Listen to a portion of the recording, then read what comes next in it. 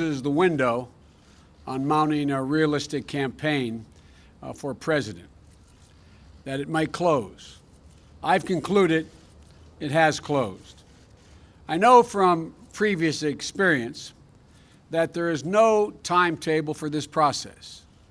The process doesn't respect or much care about things like filing deadlines or debates and primaries and caucuses. But while I will not be a candidate, I will not be silent. I intend to speak out clearly and forcefully to influence as much as I can where we stand as a party and where we need to go as a nation. And this is what I believe.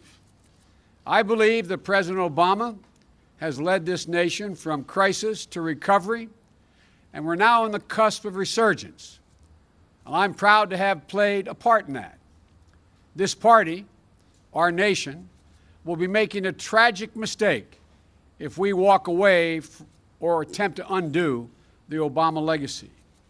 The American people have worked too hard, and we've come too far for that. Democrats should not only defend this record and protect this record, they should run on the record. We've got a lot of work to get done over the next 15 months, and there's a lot that the president will have to get done. But let me be clear that we'll be building on a really solid foundation. But it all starts with giving the middle class a fighting chance. I believe the huge sums of unlimited and often secret money pouring into our politics is a fundamental threat to our democracy, and I really mean that. I think it's a fundamental threat because the middle class will never have a fighting chance in this country as long as just several hundred families, the wealthiest families, control the process. It's just that simple. And I believe we have to level the playing field for the Americans, increase the number of women able to be in the workforce, and will raise our economic standards. There are many equitable ways to pay for this. I often hear, well, how do you pay for this? There are many equitable ways to pay for this. We can pay for all of this with one simple step, by limiting the deductions in the tax code to 28% of income. Wealthy folks will end up paying a little bit more. But it's my guess, and I mean this sincerely, it's my guess, they'll be happy to help build a stronger economy and a better educated America. I believe we need to lead more by the power of our example, as the President has, than merely by the example of our power. We've learned some very hard lessons from more than a decade of large-scale, open-ended military invasions. We have to accept the fact that we can't solve all the world's problems. We can't watch too long. I don't believe, like some do, that it's naive to talk to Republicans. I don't think we should look at Republicans as our enemies. They are our opposition. They're not our enemies. And for the sake of the country, we have to work together. As the President said many times, compromise is not a dirty word. But look at it this way, folks. How does this country function without consensus? How can we move forward without being able to arrive at consensus?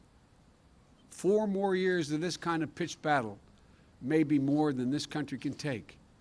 We have to change it. We have to change it. And I believe we need a moonshot in this country to cure cancer. It's personal. But I know we can do this.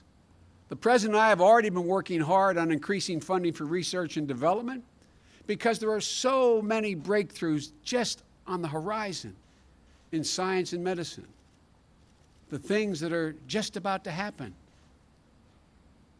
And we can make them real with an absolute national commitment to end moving forward in the arc of this nation toward justice.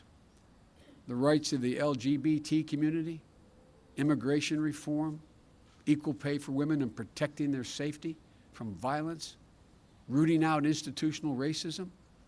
At their core, every one of these things is about the same thing. It's about equality. It's about fairness. It's about respect. As my dad used to say, it's about affording every single person dignity. It's not complicated. Every single one of these issues is about dignity. And the ugly forces of hate and division, they won't let up. But they do not represent the American people. They do not represent the heart of this country. They represent a small fraction of the political elite. And the next president's going to have to take it on. Most of all, I believe there's unlimited possibilities for this country. I don't know how many of the White House staff and personnel have heard me say repeatedly that we are so much better positioned than any country in the world. We are so much, I've been doing this for a long time. When I got elected as a 29-year-old kid, I was called the optimist. I am more optimistic about the possibilities, the incredible possibilities to leap forward than I have been any time in my career. And I believe to my core that there's no country on the face of the earth better positioned to lead the world in the 21st century than the United States of America. Washington, though, just has to begin to function again. Instead of being the problem, it has to become part of the solution again. We have to be one America again. And at our core, I've always believed that what sets America apart from every other nation is that we, ordinary Americans, believe in possibilities, unlimited possibilities. The possibilities for a kid growing up in a poor inner-city neighborhood or a Spanish-speaking home, or a kid from Mayfield in Delaware or Willow Grove in Pennsylvania like Jill and I, to be able to be anything we wanted to be, to do anything that we want. That's what we were both taught. That's what the president was taught.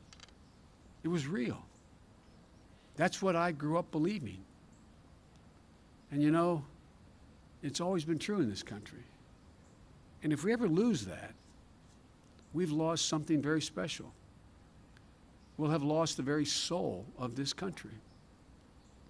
When I was growing up, my parents, in tough times, looked at me and would say to me and my brothers and sister, "Honey, it's going to be okay."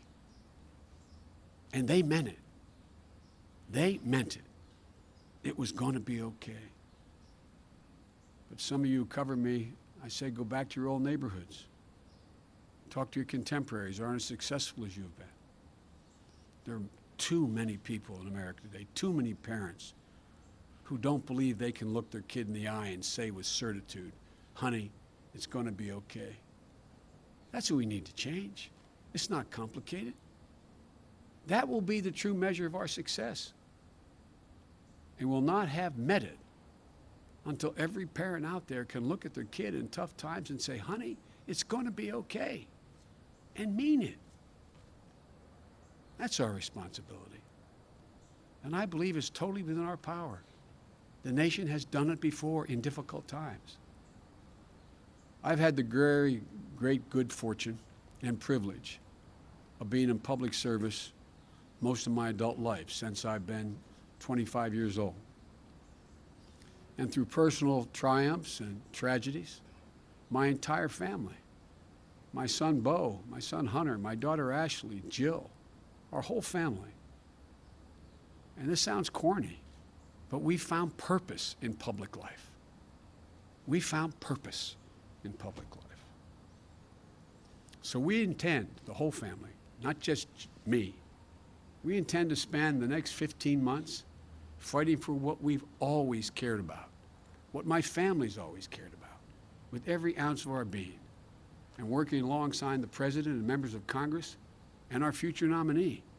I am absolutely certain we are fully capable of accomplishing extraordinary things. We can do this. And when we do, America won't just win the future. We will own the finish line.